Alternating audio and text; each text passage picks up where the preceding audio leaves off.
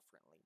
And we were taught it differently, where they were like, you know, this could be done as simply said, like, hey, there's a photon.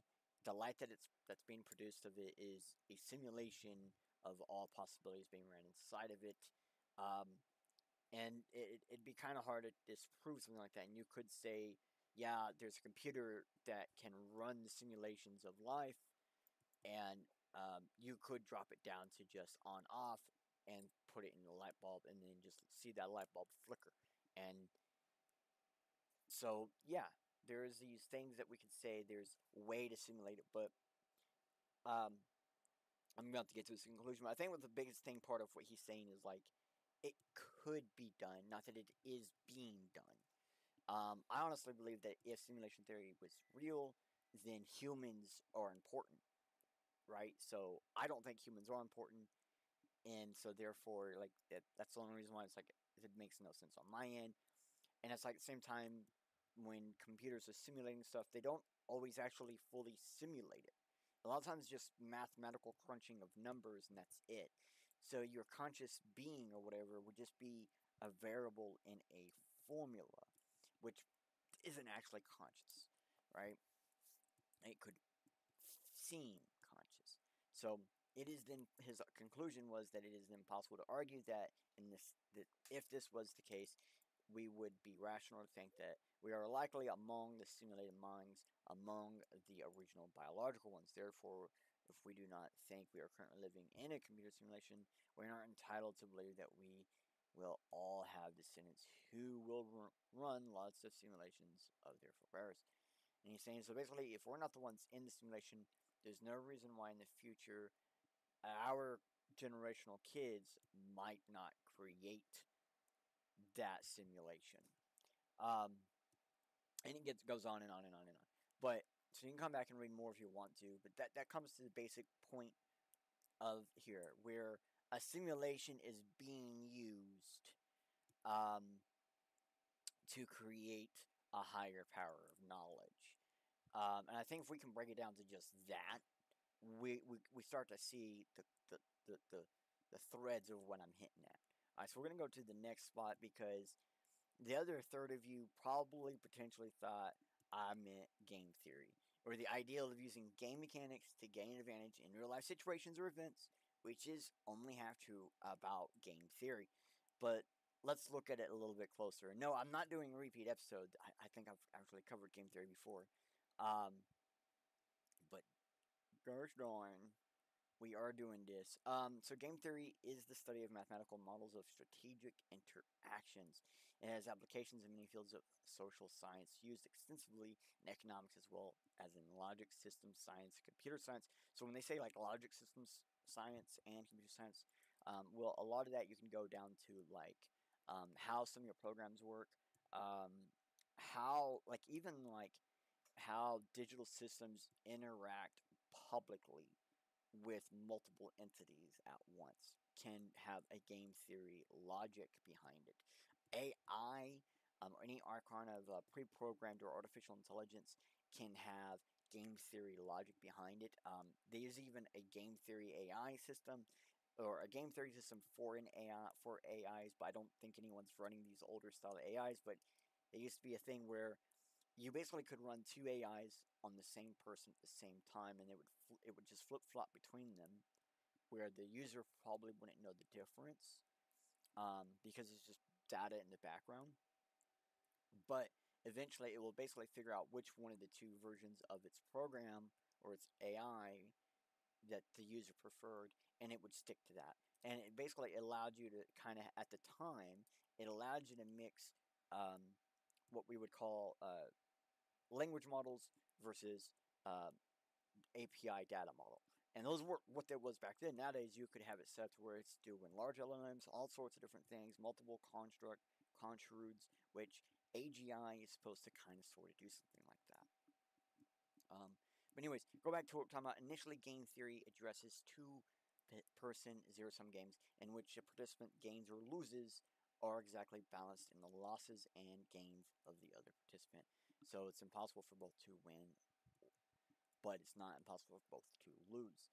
In the 1950s, it was extended to the study of non-zero games, or non-zero-sum games, and was eventually game applied to a wide range of behavioral relationships, and is now an umbrella term for the science of rational decision making in humans, animals, and as well as computers. So I kind of had that backwards. The first way they were doing it was like one had to win, one had to lose. Then it came to where anybody, like no one had to win after that. Everybody could lose. So modern game theory began with the ideal of mixed strategy, equilibrium.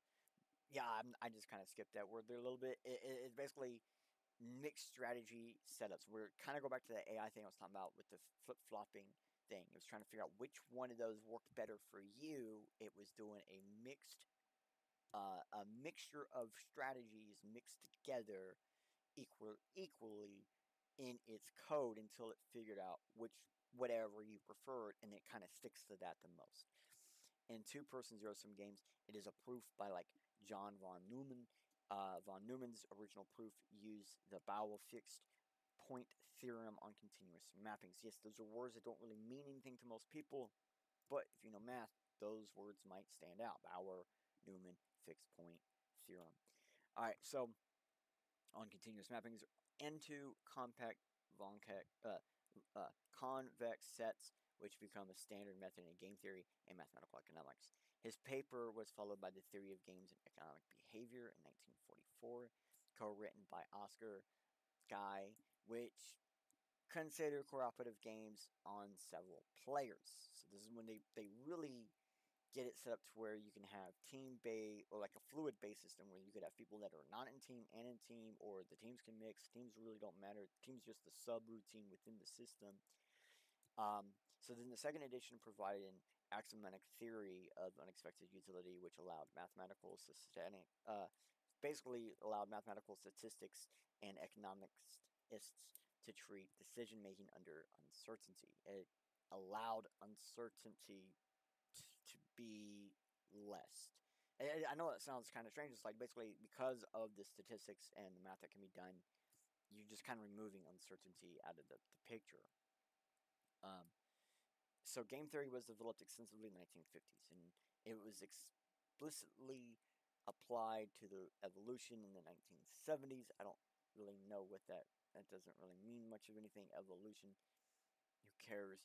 Similar development. I say that, but it actually means something. It doesn't matter to us at the moment. Although similar developments go back at least as far as 1930s. Game theory has been widely recognized as an important tool in many fields. And some guy won a prize for his application of evolution game theory in 1999, and if and 15 game theorists have won Nobel Prize in economics as of 2020. Basically, what they're saying is the importance of game theory has only gotten bigger over the years, and you got to point out the years here. 1930. This is a practice as old as, well, time. It seems like it has a lot more reason why people are really going over it. Why it's been being thoroughly studied since 1950, but it's had practices all the way to 1930. But guess what? If one of you, or let's say if one of you, then that's less than 10% of what I thought was referring to simulation games, which I did mention that, but if you thought this was I meant in the title, congratulations, you're the winner chicken dinner is actually what we were referring to, is simulation games.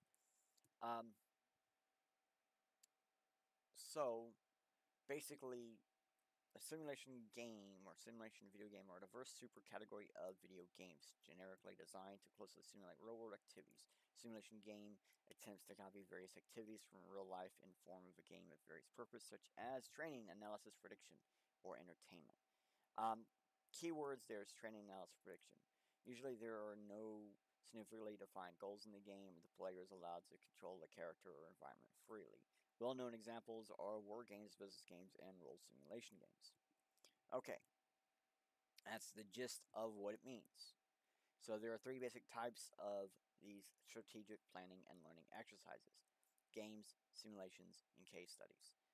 There's a number of hybrids um, that heavily involve simulation games that can be used as case studies, or they were used as case studies.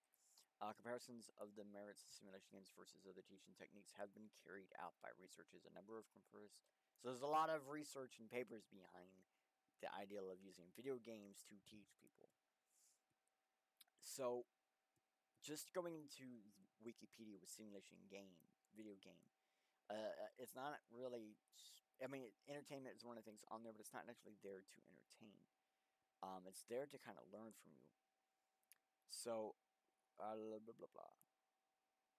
Let us go, I guess, explain these one at a time. So, subgenres include construction and management, or CSM, or CMS, something like that. Yeah, CMS. Construction and management simulation, or CMS, is a type of simulation game in which the player build, expand, manage fictional communities.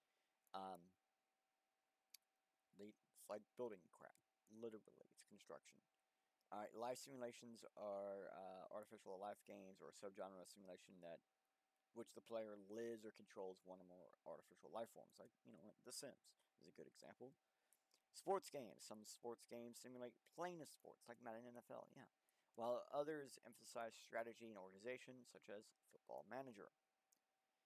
Other types might include medical simulation games to play the role of a surgeon. And you can drop that down to just about any major job can have a simulation game, even like being a photographer.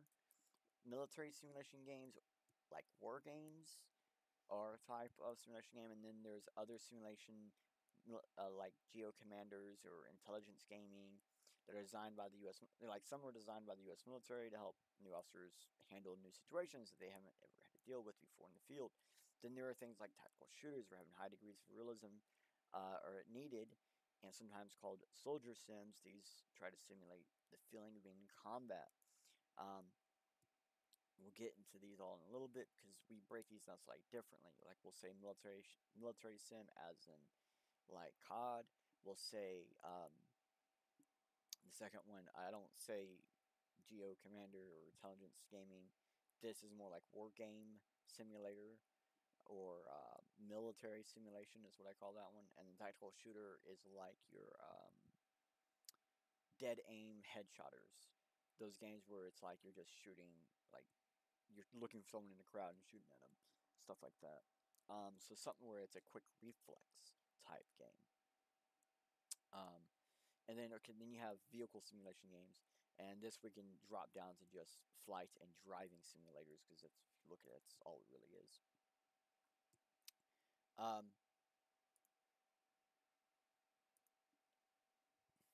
So I didn't just come up with this ideal that playing video games can teach us stuff. There was like a couple of papers that gave me kind of a heads up clue this is what is going on. So if you go here, there's a scientific study of simulation games for the analysis of design of complex systems.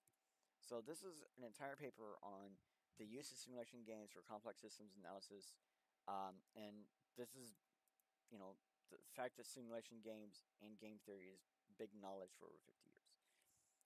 With the combination of multiple disciplines connect analysis and design, as well as research and practice, we provide deep insight in the design and the use of simulation games. So this is something that took quite some time. This was originally published in 2018. This article analyzes the design and evaluation process of a variety of game-based projects and activities using extensive scientific concepts, or existing scientific concepts and approaches, in order to establish games as a valid research tool. We carried out a literature review and related work to identify the most important scientific concepts related to our approach of game design. So further of the use of the combined quantitative and quantitative case use, blah, blah, blah, of the game studies. So the analysis basically yielded let's just drop down what their end result actually is. Yes, you can get from video games And yes, the data plus the type of instruments do correlate to each other. So without the sum of the instruments, some of the data you're unable to obtain. And the data versus the outcome also is relatable, or correlatable. So they propose guidelines for using simulation games as research instruments. So basically, how to use a game to research properly. And that's kind of the best thing I think that you get from this. Really, this entire paper, the last 2/3 of the paper is the best part, where they break. It's the end part where they're breaking down their research information, their proof.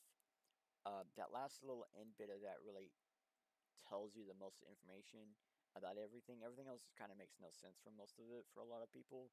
Um, and then the very end part of the entire paper, after the major proofs or whatever, where they're talking about like their conclusion, for example, is it's just a bunch of like do this, do this, do this. This is how you need to set this up. This is why you need to set these up, and how to obtain more data properly from video game play.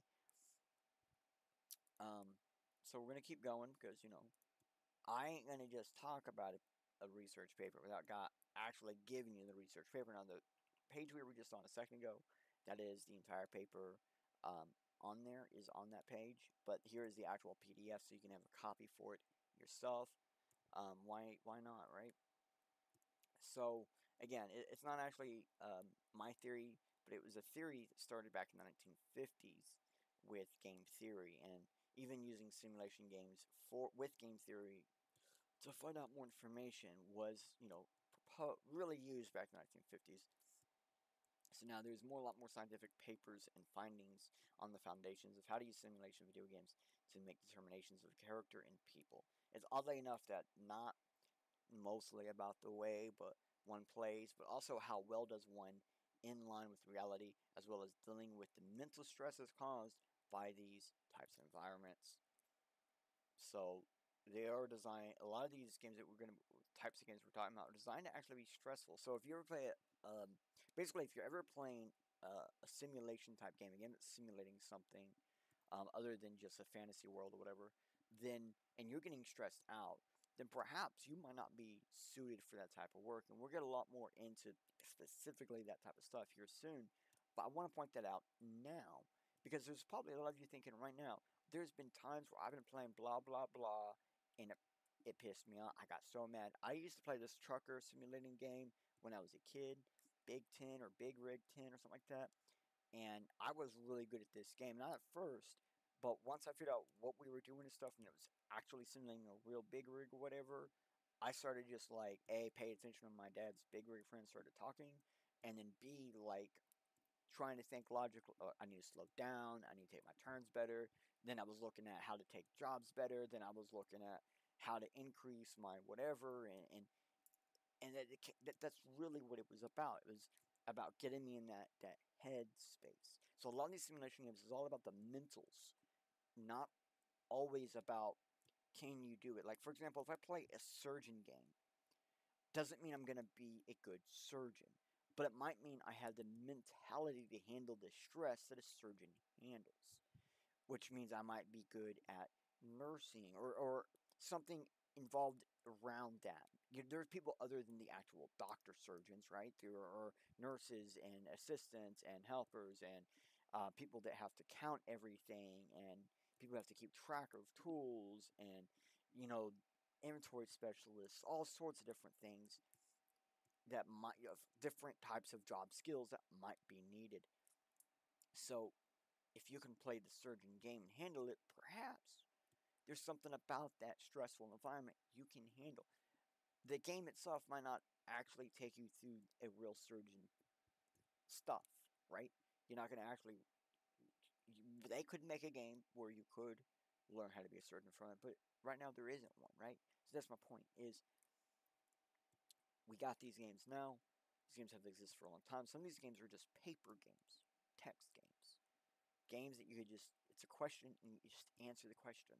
And they just watch you how you answer, how you come to the answer of that question. Some of these really complicated riddles from the past are simulation games that they just give it to you and see how you handle it. And that is the game, as sad as it is. Okay, because it does the same thing. It gets you in the headspace. And it's something that a lot of these papers were really trying to make people understand the best. That simulation games is about the mentals. It's not really about the physicals. Now, you could say with VR simulation, it's possible to start getting to a point where we can even test physicals with people if you're possible of doing it. Like, for example, I have a lot of stamina. I'm good at standing on my feet for a long time. I did really good at working food service, working counting, uh, inventory, things like that. So I mean, like, it ended up being something that a VR game we could have found it from, right? But anyways, back to what we're talking about. Simulation-based learning in higher education, a meta-analysis. Now, this was published just a few years ago in 2020, and I really wanted to bring this up because this is a little bit beyond just theory now. This is a real look into the results of a real study that takes simulation games and combines it with education. So if we go into the abstract, simulation-based learning offers a wide range of opportunities to practice complex skills in a higher education and to implement different types of scaffolding to facilitate effective learning. This meta-analysis includes 145 practical studies and investigates the effectiveness of different scaffolding types and technology in simulation-based learning environments to facilitate complex skills. The simulation had a large positive overall effect with a bunch of numbers. And really, 0.85, and that's almost 1. 1 is 100%, so to speak, is the way to look at that. That's good. And their offset was 0.08. It's not too bad. Within the range, when you notice there is a range of 0.69 to 1.02, which that possible out point, I think, is total of 2. So that's a lot of chances for mess up in reality, but overall positive effect.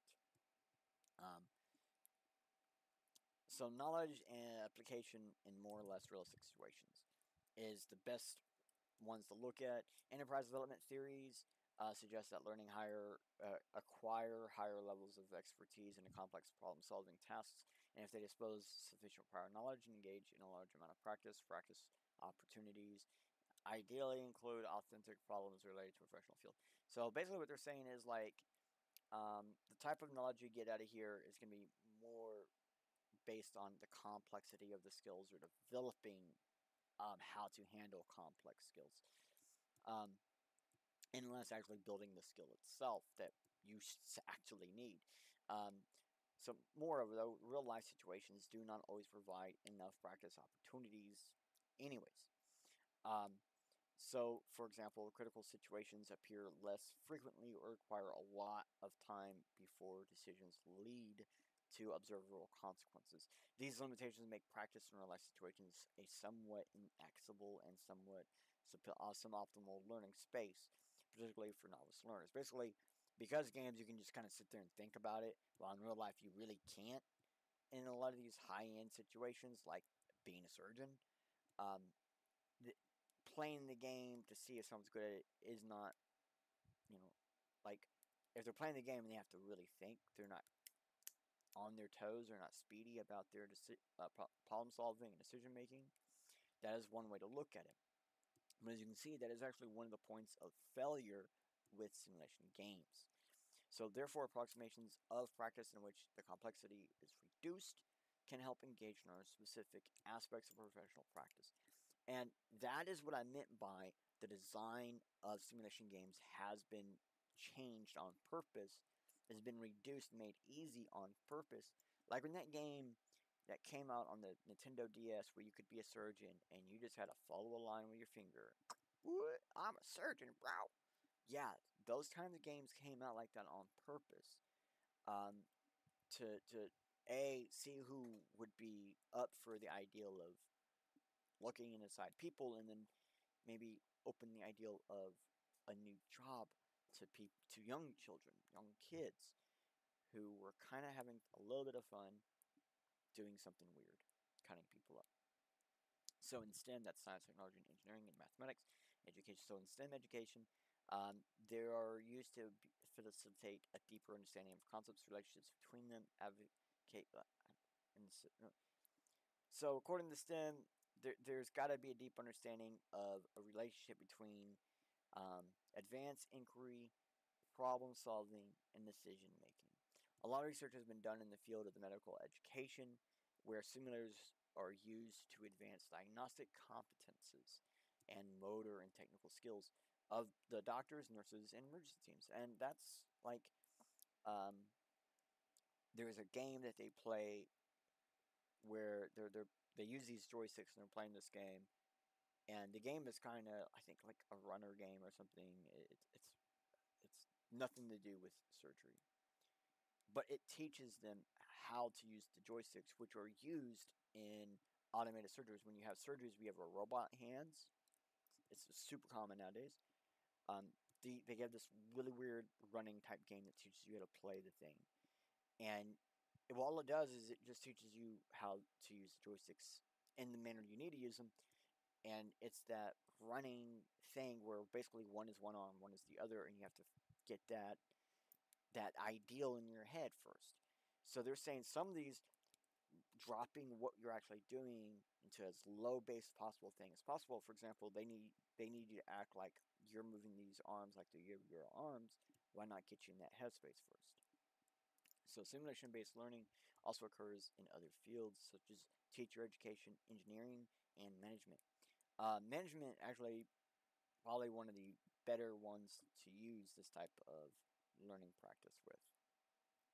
And again, there's a whole lot more here if you guys want to come and learn more later. We're going to keep on going. So here, for example, is an actual thing about gamification and recruiting. So this is like what people are actually doing, and like this isn't anything new. So here they talk about how Google's famous mathematical riddle basically was a way for them to find some of the best and the best back in 2004.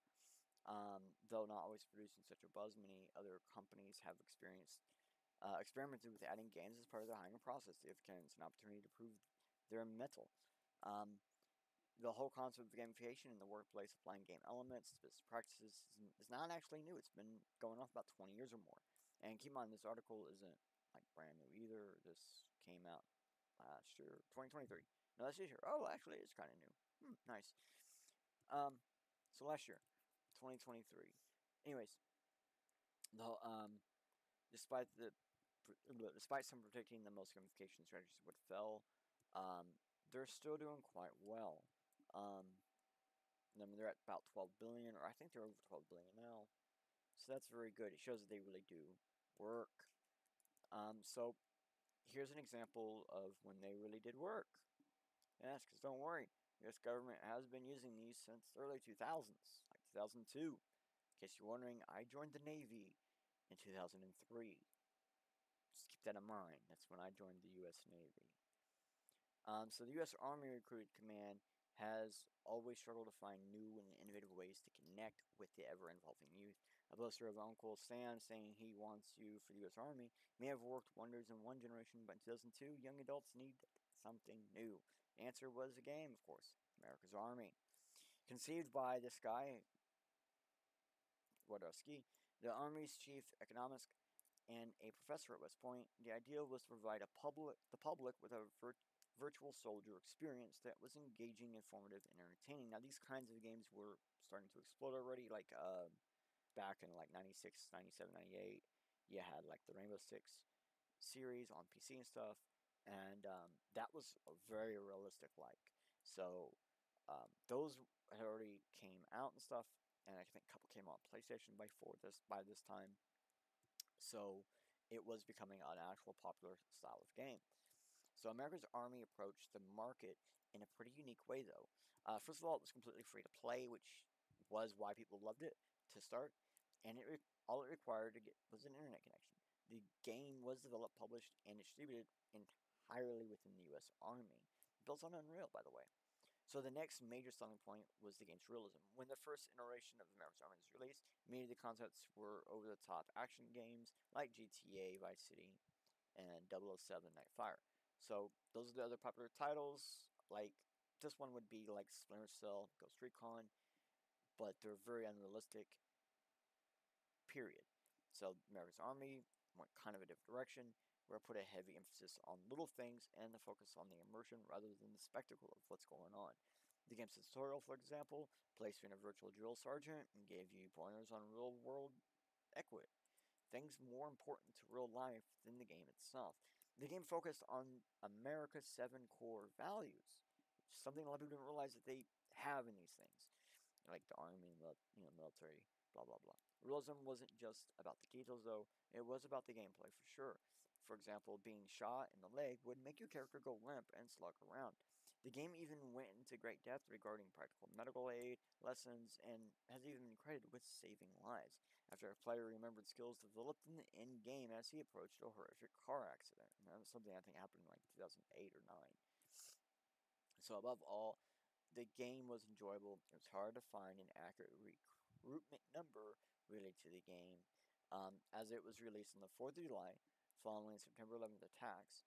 But the game was highly decorated within the gaming community, even earned Computer Gaming World magazine's Editor Choice Award in 2002. To this day, the series continues to be free to play.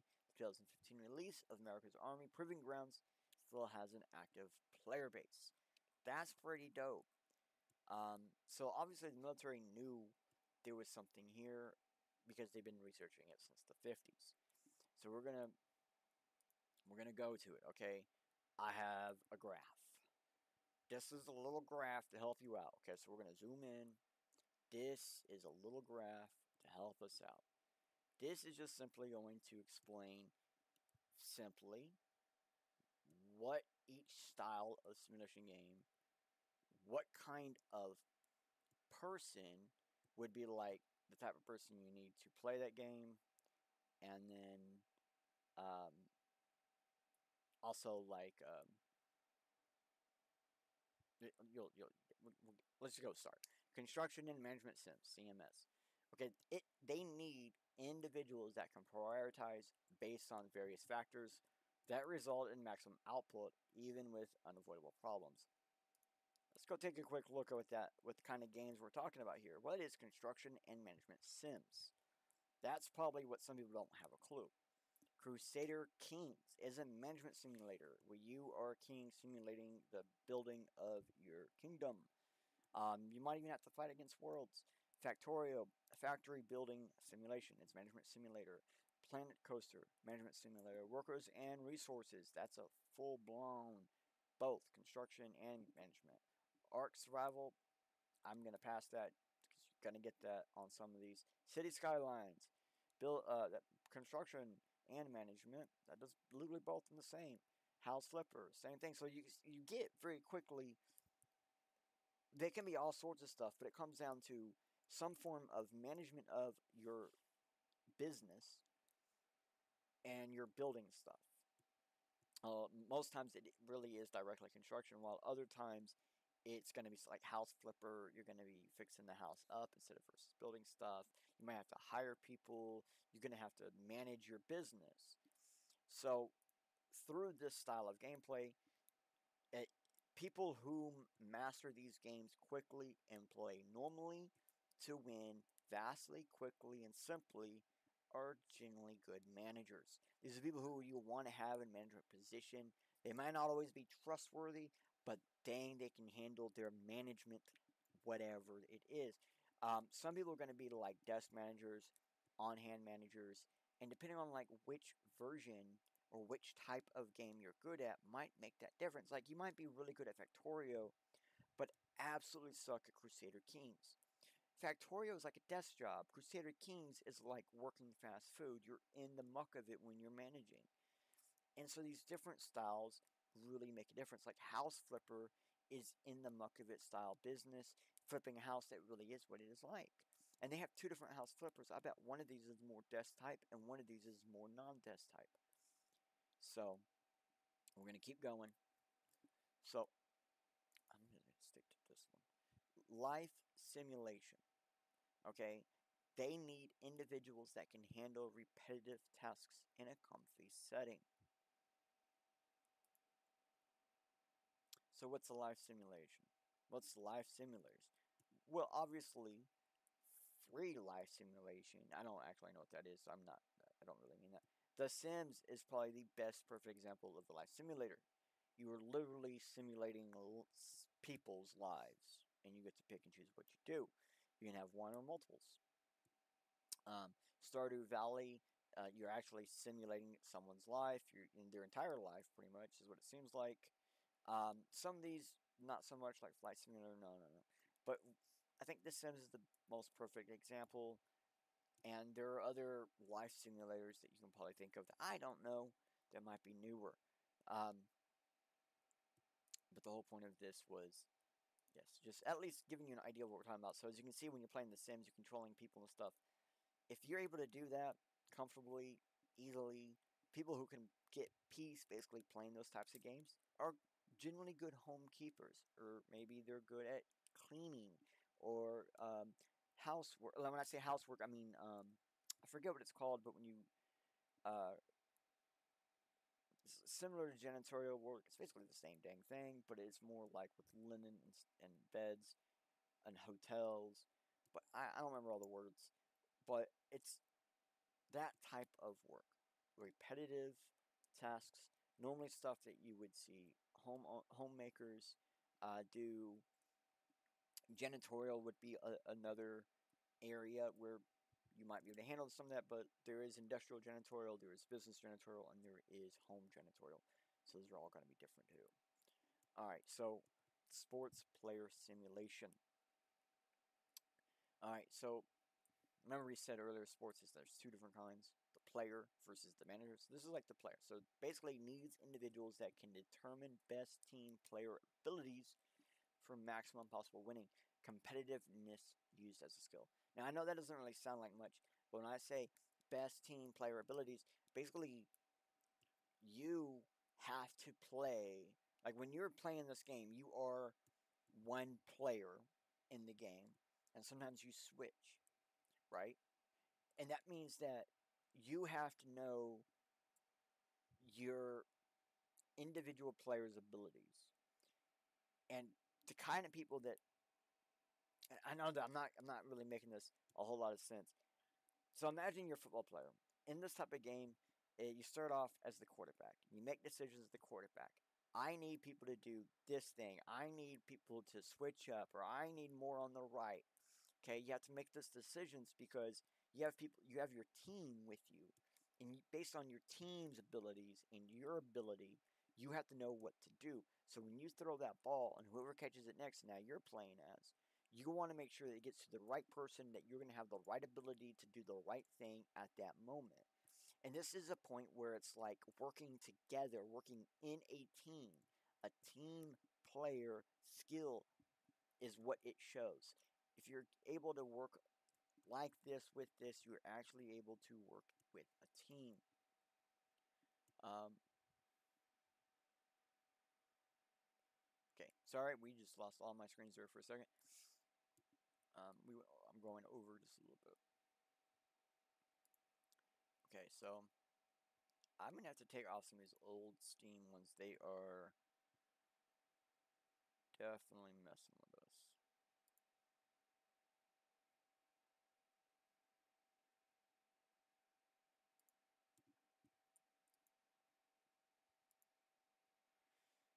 All right, so sports player simulation. I don't think I've been giving you guys these themes because it's just a Steam search.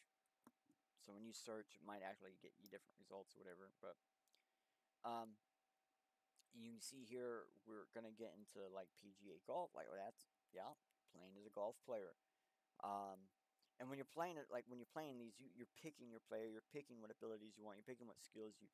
So really, it's all about picking teams, and not actually like picking your team, but picking out of whom you have in your team. You might need to pick your first draft versus your second draft. Who do you want to start with you versus who do you want to have in your on your second set versus your first set. Like maybe these guys were really good. We need them in the middle because these other guys we're playing with, we might need their momentum at the end to make sure we can get ahead or get past or anything like that. Um, here football. Uh, same differences that we were talking about earlier with the other football. As you're doing one point, you're going and passing to another. You're going to be switching. Pro bowling, same difference. Okay, so what do we get? What does it teach? Basically, people who competitively win with ease tend to be good in high-stress work types. That is very useful for a lot of people because this tends to be like industrial workers, people who maybe work corner stores, markets, anywhere you might get robbed. Something where you kind of got to be on your toes but not on your toes. Aware, street smart type people as well.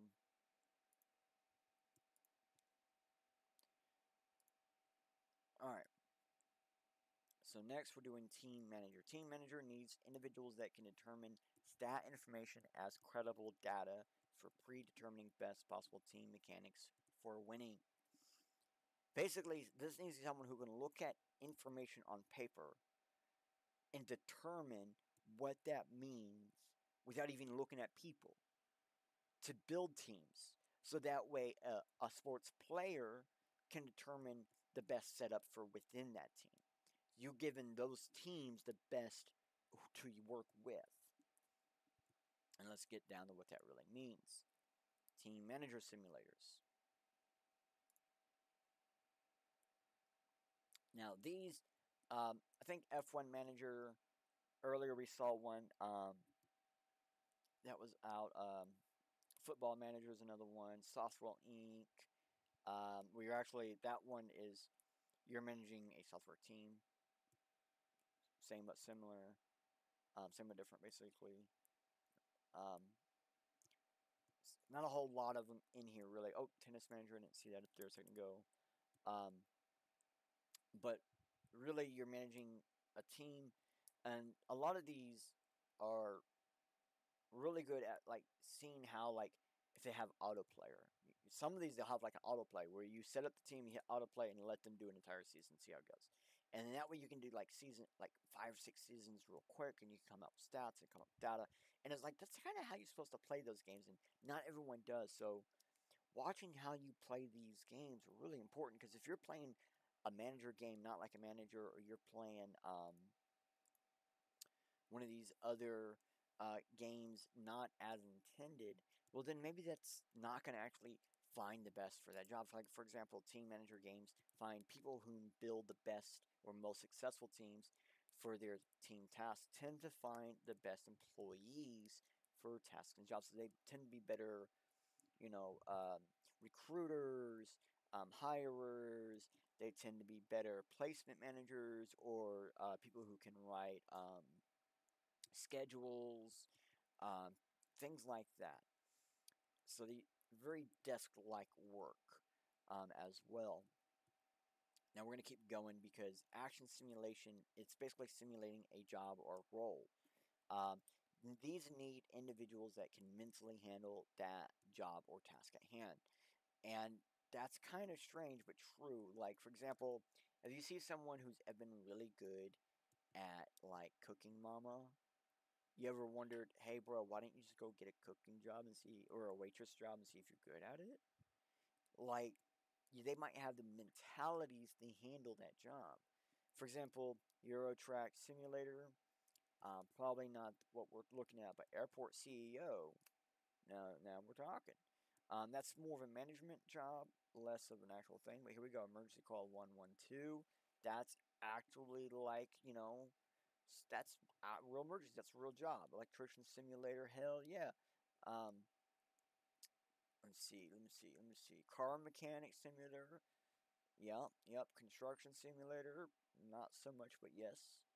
But anyways, if you're good at playing these games as intended, right? These types of games as intended, then most likely you can handle the mental stress that comes with that job. And that's really all that tells you.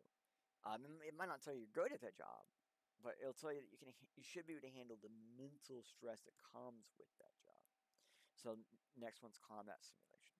Needs individuals that can detach themselves from the task at hand. And I do mean in combat simulators, like Call of Duty, Warzone, all those stupid. I call them because I don't like these kinds of games. World of Tanks, Kingmakers, these types of games. Where you're actually in the middle of fighting. Sometimes you might have a team or crew or people with you. A lot of times they're the multiplayer games. So, yeah, these are people who can handle the ups and downs of these events. Tend to be good in military job placements. Simple as that. That's what you're actually working out. Yep. Next one is military simulators, kind of like war games. These need individuals that can determine outcomes of potentially dangerous situations or events over various time lengths. So a lot of times, long periods of times that you're actually dealing with. So what does that really mean? Well, you're gonna get in here. It's gonna say a lot of the same games, but it's not quite the same games. We're talking more like war games. So this is gonna be more like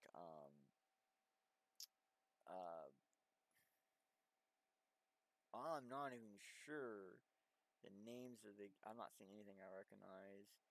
That was just the other day. Oof. Um.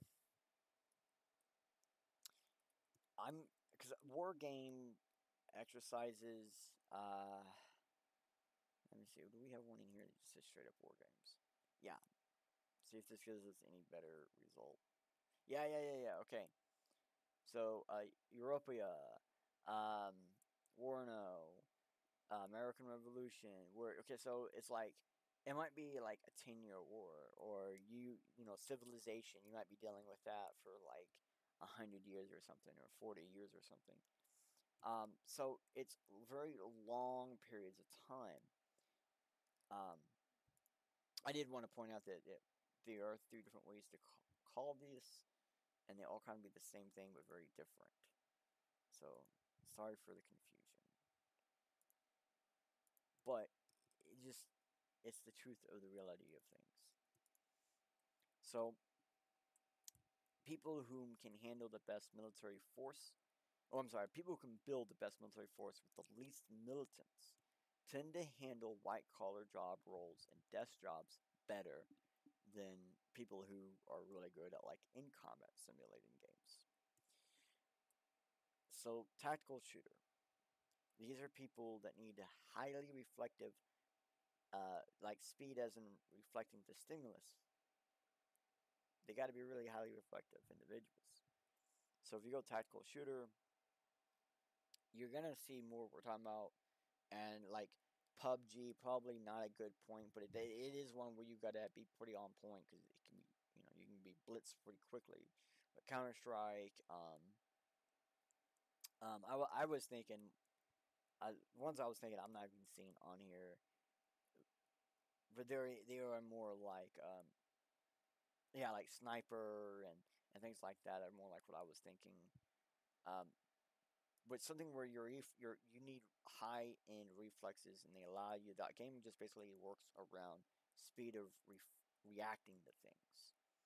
So people who can hit the target fastest, people who are good at tactical shooters tend to be good at industrial work. Yep, they tend to be really good at handling big rigs. They tend to be good at handling big machinery. Anything where the scope of their purview is important, but it has to be wide and vast. Because that's what a tactical shooter really is showing you, your ability to handle your scope and reacting within that scope appropriately. And believe it or not, when you're industrial work, sometimes you got to hit that stop button pretty quick. Okay? So Flight and Driver Simulator, you guys can't really see this, but it says needs long-term focused and multi-focused individuals. So if we go look for like Flight Simulator, you're going to get exactly that. Flight Simulator, Coastline Simulator, School Flight Simulator, Holiday Flight Simulator, just tons of different flight simulators. You're literally flying a plane. A lot of times from start to end, sometimes for no reason whatsoever. And if you just look up Driving Simulator, you'll get exactly that. Taxi Life, Driving Sim, Setback Driving Simulator, Truck Driving Simulator, Tractor Cargo, Safety Driving Simulators, School Bus Driving Simulator. It's exactly that. People whom to play these as intended well can handle that job mentally. And that's really all it is, because you're doing the very basics of that job. And sometimes that's all it takes for those jobs that drive people absolutely bonkers.